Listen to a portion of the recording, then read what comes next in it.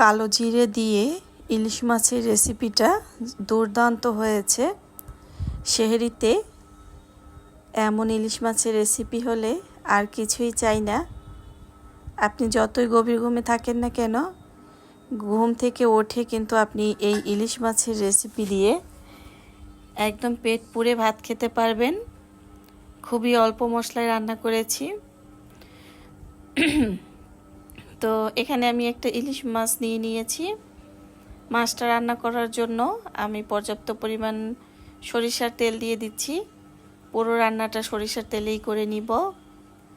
তো তেলটা গরম হওয়া পর্যন্ত অপেক্ষা করছি।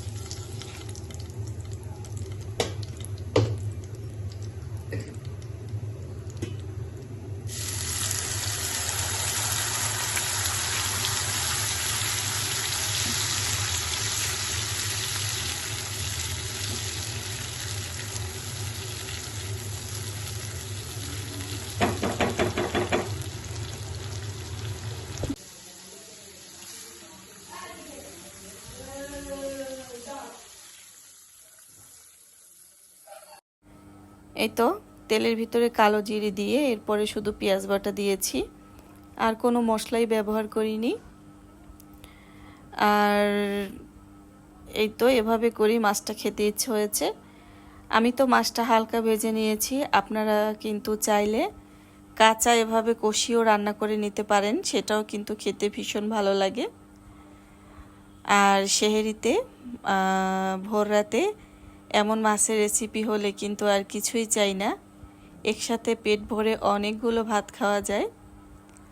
তো যাই হোক, মাছটা কিন্তু ভীষণ মজার হয়েছিল। আর সেভাবে মাছটা রান্না করে নিচ্ছিলাম।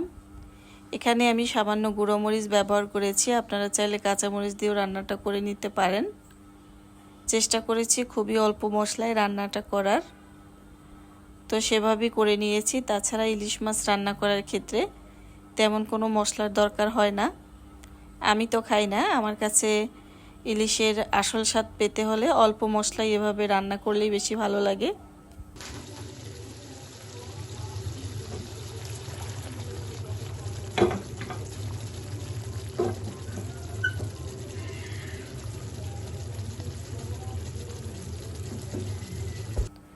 এই তো ইলিশের ফাইনাল লুক একেবারে শেষ পর্যায়ে আপনাদের সাথে শেয়ার করলাম। আর কেমন লেগেছে অবশ্যই কমেন্ট করে মূল্যবান মতবাদ জানাবেন। ধন্যবাদ।